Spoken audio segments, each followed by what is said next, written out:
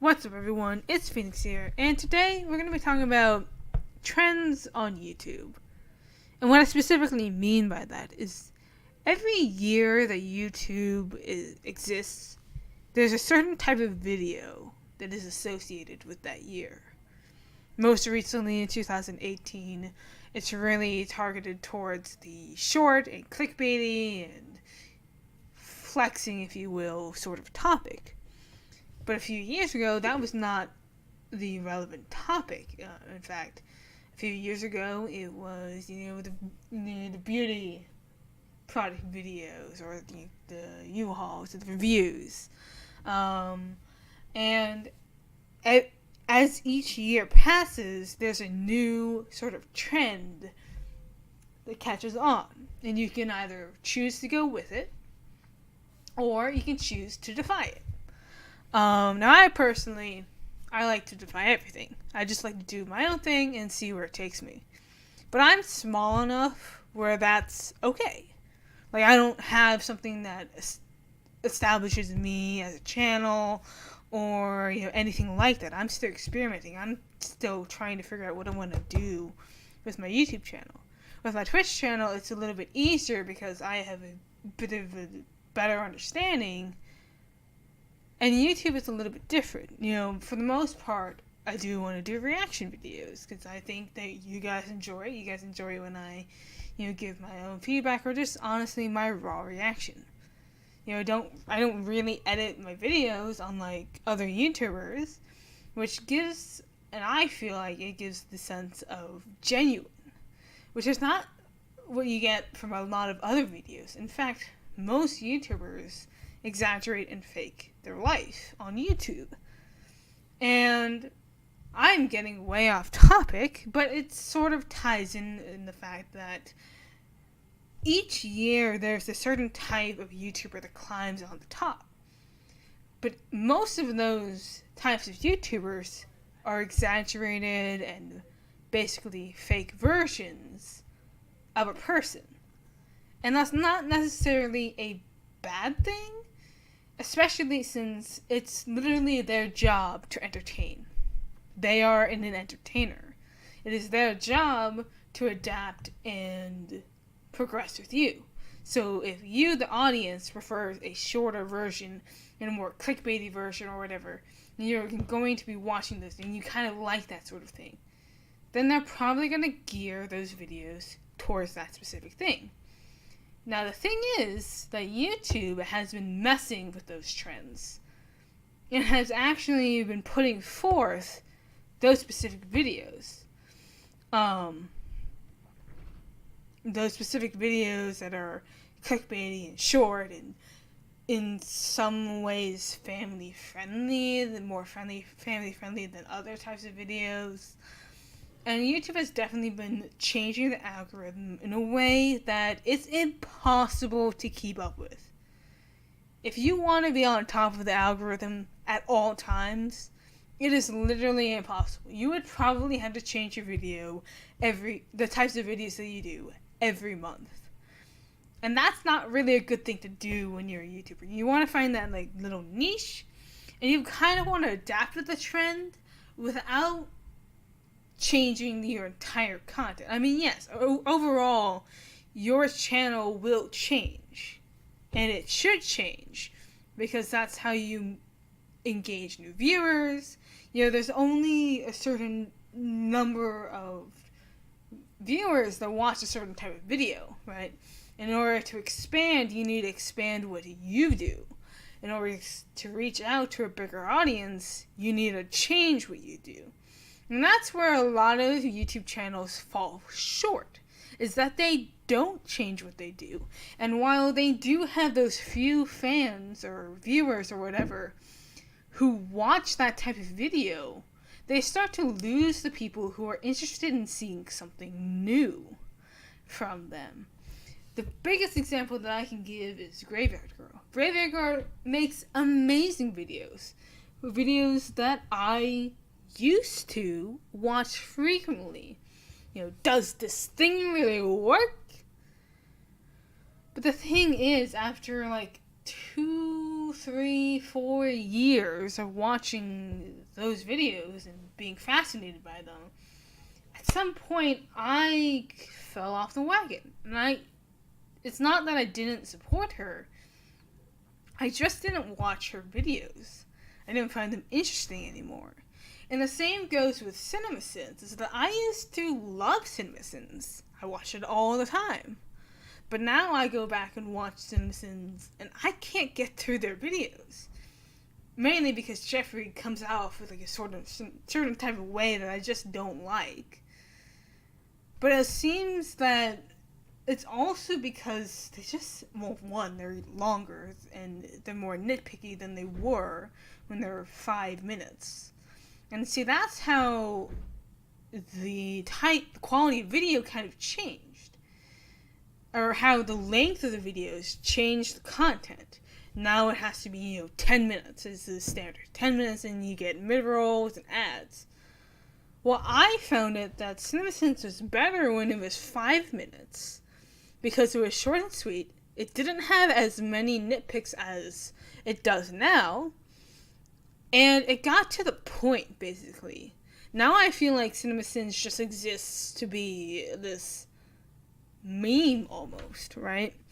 They don't seem to really give that feedback that they used to give. And it's really just, I think it's Jeffrey, right? His name's Jeff, right? I think it is.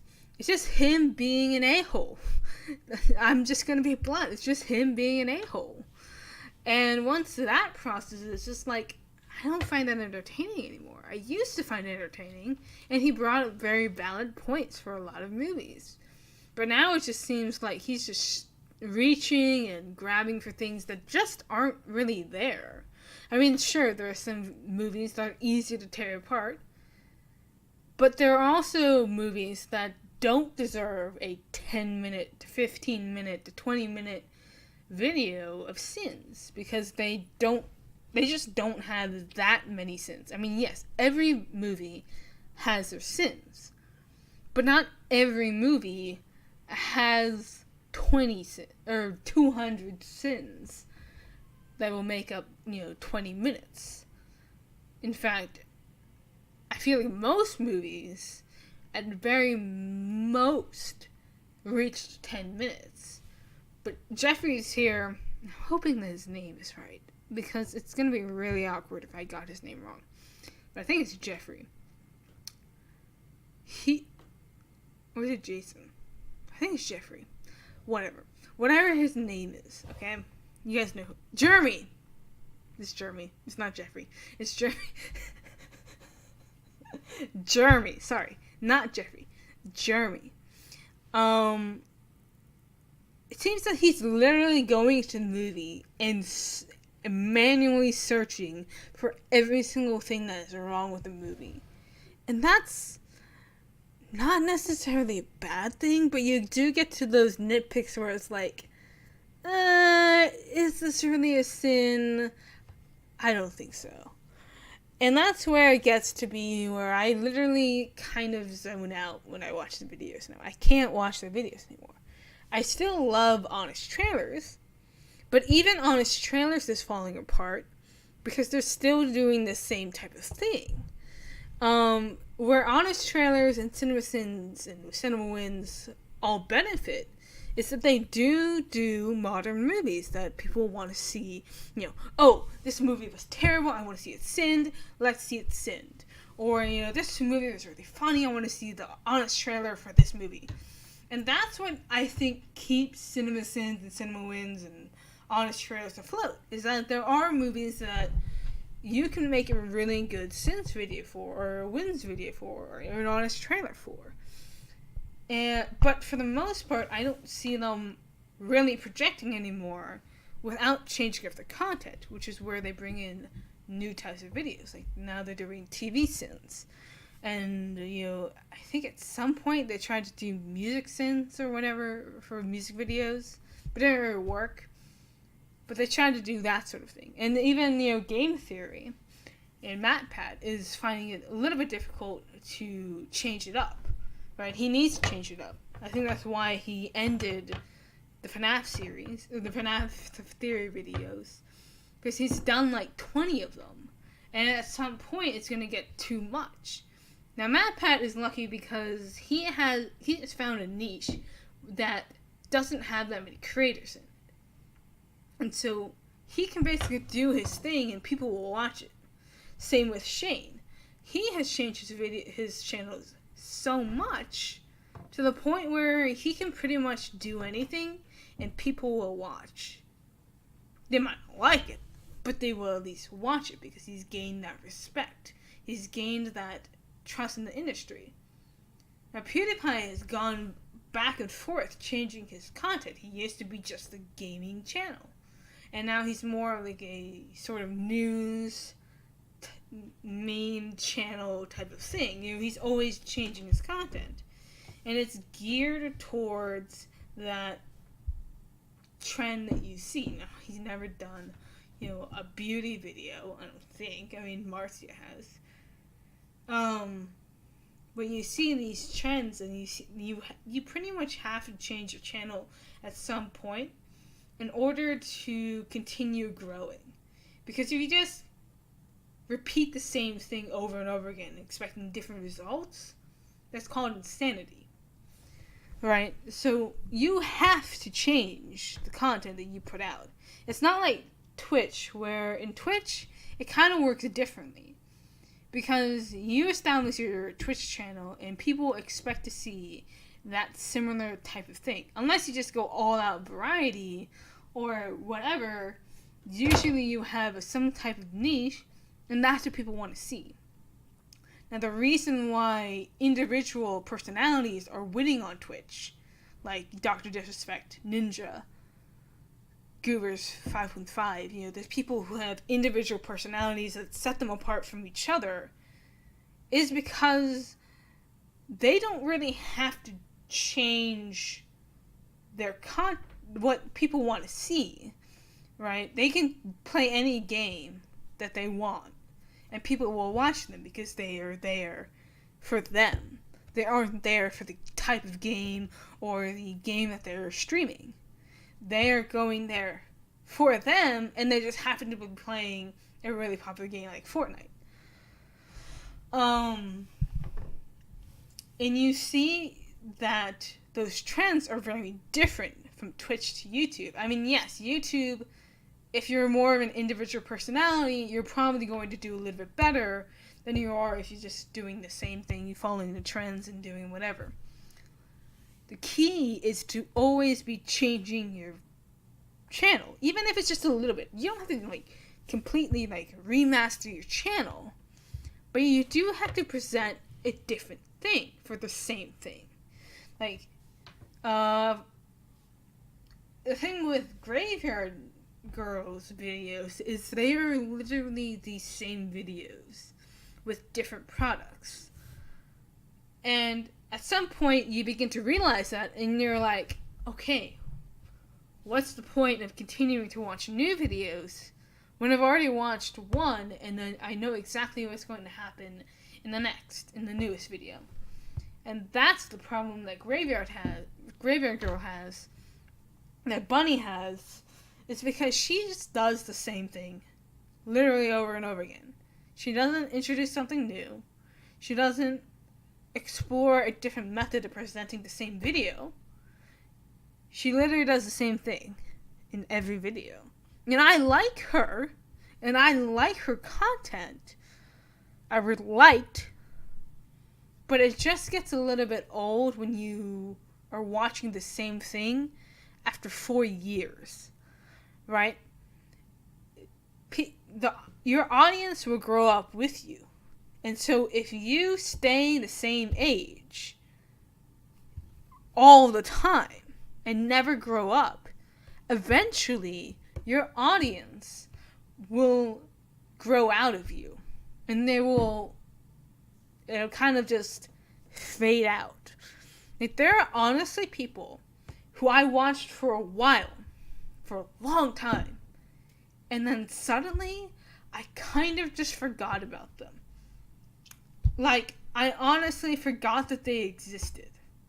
For example, Like, I don't know what happened. I don't know if I was maybe unsubscribed to them or whatever. But I don't think I was subscribed to them. I think I was just watching their videos and suddenly just kind of jumped off of the recommended page. And I wasn't watching the videos anymore. I was just watching someone else's.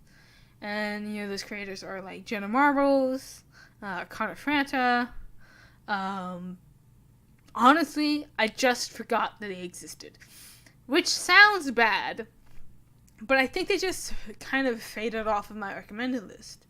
And so I stopped watching them because they weren't showing up anymore. And I kind of just forgot that they existed. And then suddenly, like 4 years later, or whatever, however long it's been, I suddenly remember them. I'm like, oh yeah. Remember Connor Franta, remember Tyler Oakley, remember all these people. And that's the thing. If you don't try, I don't like to use this word, but if you don't try to stay relevant, at some point, your audience will most likely leave you because you're no longer presenting something new. The audience on YouTube is very interesting. They're very particular about what they like. And they're always wanting to see something new. Not the same old trends that, whatever that year might be associated with another Logan Paul channel or another Jake Paul channel or another clickbaity or white scum channel. Right? They are looking for something new. That's also why a lot of the animators have blown up. Like the Odd Ones Out and Jada Animation specifically have blown up because they present something new. And let me explain it. At studios, all of those people have blown up because they present something new. They present artwork, time. It takes a lot of time and a lot of effort, but they're still able to release the same amount of videos with a lot of hard work, and they're able to present something new. Now, if they never changed up their videos, like sometimes Jaden's videos can get a little bit repetitive, they can start to lose the audiences that they've attracted. Now, Jaden is lucky because she just has that personality that everyone likes to watch. Or, it doesn't really get old, So she really has her personality going for her. Which is why she's still, going strong, she's still gaining. But if her personality were not to change, and her videos were to stay the same style forever, I believe she would begin to see a loss of viewers and subscribers. And the same thing would happen with James if he never changed it. But he's always changing his videos. He's always changing up his style, the way that he does it. He's always getting new people involved, resulting in a higher quality. Now, unfortunately, let me explain it. Studios doesn't produce as much because she doesn't have those people working with her. I'm pretty sure it's literally just her doing a lot of that. And she might have some editors and things, but I'm pretty sure she's the only one doing the animating on that part. But at some point, if you keep doing the same thing, no matter how popular it might seem, if there's nothing that has changed, you will eventually see a decline. Right? Because people grow out of, they grow out of things. They don't like the same things that they did a year ago. Most people don't. Most people, they change what they like, they change what they dislike. And if the same audience that you have is changing their opinions, and you're not changing your content, there's going to be a point where it becomes disconnected. And there are certain things that you can do that will guarantee the doom of your channel. Like faking an advent calendar, like posting a dead body on a suicide forest, stuff like that really affects the way that people see you as a person. And if people generally don't like you as a person, you're probably not going to get their support, no matter how good your content might be. And, there's like that line, do you satisfy what people want to see from a person? Or do you just do what you do and try to entertain those people who are willing to watch you? That's up to the creator's decision. But it's interesting to see this, because I've been on this channel, on this site, since 2007? Yeah, 2007. Since 2007, I've at least had an account on this channel. That would mean that I have been 7 with an account. But it also means that I've seen a lot. I've witnessed a lot of changes on this channel, on this site, for better or for worse, mainly for worse. But I've seen those changes, and I've observed how people react to different things, how what you need to do in order to be quote unquote successful. Now, some people literally just don't care. I'm kind of one of them. And so they'll just do their thing. And if people like it, they'll watch it. If people don't, they won't. But some people do care. A lot of people do care. And so that's where it becomes crucial that they figure out basically how they want to game the system without coming off as what's the word? Ingenuine, I guess is the word. Fake. And there are certain channels that people obviously know that it's fake. And it's not like it's a giant mystery that most of these channels that you're watching are very much fake, or at least an exaggerated version of their real self. Most people won't share their quote-unquote real moments, because that's not something that people really want to watch. That's not what will really get them views. I mean, maybe it will. Maybe it will. But in general, people tend to be uncomfortable when YouTubers show their emotions like that. Now, I don't care. There is a sort of mentality in my brain where I do sort of click off that emotions that, what if I'm feeling stressed or whatever. It can come off of the video, but most of the time I just can't feel that on camera. Like, it's something, I don't know what it is, right? But when I do like a try not to cry challenge, right, I would watch that video and I will sob my eyes out. And then I will try to actually film it, get a different video, but of the same multitude, and I will not cry. If I see a camera, or if I see myself on camera, it kind of changes the way that I act a little bit. Not in a disingenuous way, but in a way that is, I don't even know. I think it's not something that I control. It's literally just my brain saying, oh, you're on camera, so let's not cry. Now, there are some times where I will feel really sad and I will literally get goosebumps, but I won't cry. No matter, I have tried to cry in some of my videos, and I literally won't. I don't know what it is. Maybe it's like that secondary feeling that, yeah, I'm on camera and I don't feel comfortable like wearing my emotions on my sleeve like that.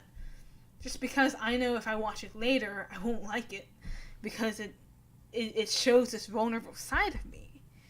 But at the same time, I want to do that because I feel like that makes the video more interesting as well if I am showing what I am feeling.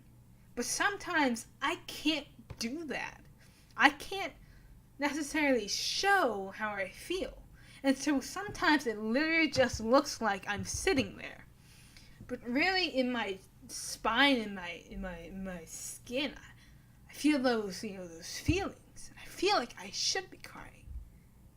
And I'm not. And that's the weirdest part. That's always been the weirdest part for me. Is that I will literally watch something and cry 5 times. But as soon as I am in front of a camera, I won't cry. There are very few videos of me crying. And that's just because I was already in that, that peak. I was already there. In fact, I can only name one video where I'm literally crying. And that's Total Biscuit one. That's a Total Biscuit video. And I don't know what it is. Maybe it's just like me sitting in front of a camera. Not a camera, my computer. And I just it feels like I'm at work, and so that I don't have that same reaction. Whereas if I were to watch it on my TV, I would have that reaction. I don't know how to explain it. It's not me being disingenuous or trying to fake my emotions. I'm really feeling that. I just have a hard time expressing that when I'm on camera. And this has nothing to do with the topic that we started with, but these podcasts are sometimes not always going to be what I intended to be. So I have no idea what this title of this podcast is going to be. But I just started getting off on this discussion thing, and I just went off. When I get into the zone, I have no idea where I go. Not always. But the point is, I don't have a reason to lie to you guys. I don't have a reason to put up this fake persona. Because one, I find it really hard to do so. I find it really strange if I'm lying to you guys. I mean, there's certain things that I will lie about because it's just privacy. But for the most part, I try and be an open book. I try and give you guys my raw reaction. If I laugh, I laugh. Even if it's not necessarily funny, I will still post that reaction because, there's a lot of people who talked about, who commented in the Audrey's Out video when he did the Life is Fun video. People didn't like that I was laughing through the entire thing. But that's my genuine reaction. I can't change my genuine reaction to appease you guys. Now, I've started trying to watch it a second time so that I've got my genuine reaction, and now I can go back and process the video and say, oh, that's what this meant. Now, internally, I already thought the things that in my brain, I already thought of the things that, James was saying in his videos. I just didn't express it. I don't know why. Honestly, I think it's because I was already thinking it. I didn't really think to express it. And that's an interesting thing with the reaction channel. I can think and feel anything inside, and that doesn't always translate on camera because you guys can't read my mind, right? You guys can't see what I'm feeling, and you can't always tell what I am doing. But internally, I know, and I'm thinking about all of that. It just doesn't always show. I don't know where this topic is really going, but I don't try to be disingenuous. I don't feel like I am disingenuous. But this... Sorry. I dropped my mic. That was really bad. I'm sorry. Where was that? What was I saying? It's really weird. I don't know if it's a psychological thing, or like the camera's on and I'm just like, I can't express myself. I mean, I can, but I can't. Not in that way. Even if I feel genuinely sad, I can't necessarily cry, even though I normally would. That's why I always, you might always like see me like turn off my monitor, my second monitor, when I'm filming a reaction video. And that's because I am trying not to see myself on camera. So I'm trying to get into it and just literally give you guys my raw reaction. I can't always do that because I know in the back of my brain that I am on camera. And so it's uncomfortable for me to show that emotion on camera. And so it's kind of fascinating in a way that even though I can still feel it. I don't always know how to express it. And I think sometimes that can be applied to other YouTubers who they might actually be thinking and feeling one way, but their way of expressing it isn't always clear. Now, a lot of videos are scripted on YouTube. I don't know if you guys know that, but a lot of videos are scripted. I don't script my videos. I don't do that. I just go with it. I mean, you can tell that I don't script my videos because if I did script my videos, I probably wouldn't go off on rants like this. Go off rambling somewhere else.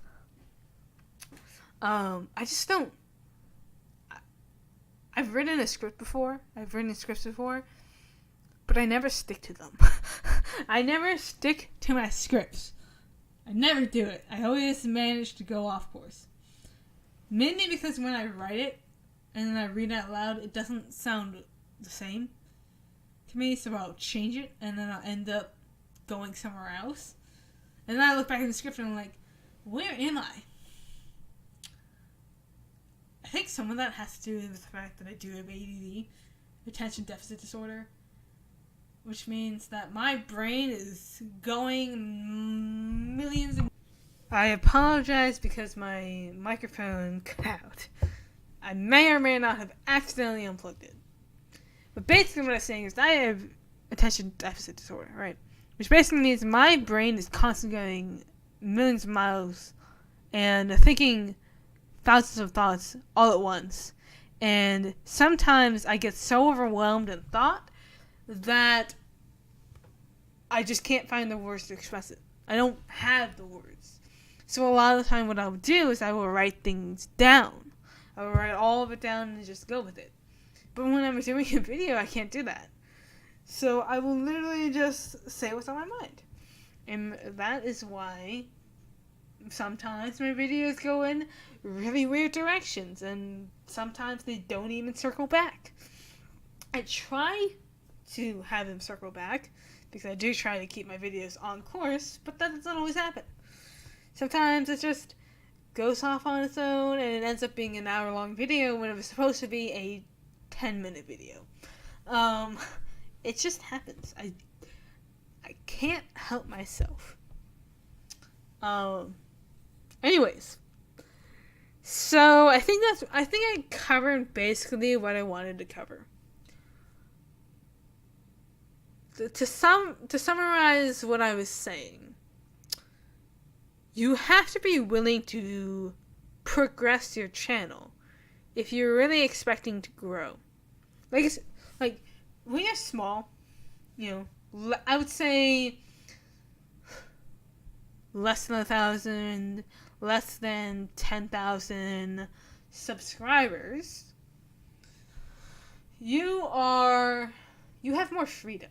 You have more freedom to explore and do whatever you want. But as soon as you hit a certain mark, you almost develop this obligation to always be progressing. Like you by 10,000 subscribers, I think you should have a genuine idea where you want to go, where you want to bring the channel, and do all that stuff. However, that doesn't necessarily mean that you have to, right? You can do whatever you want. You can always do whatever you want. You can defy the laws of YouTube by doing something different. The thing is, most people don't do that. Most people go for the trends and they just do what they think people will watch.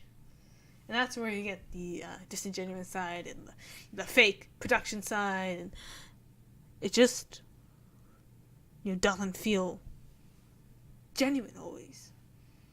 And it's not necessarily wrong, but it's also not necessarily right. Because then you start idolizing someone who pretty much doesn't even exist.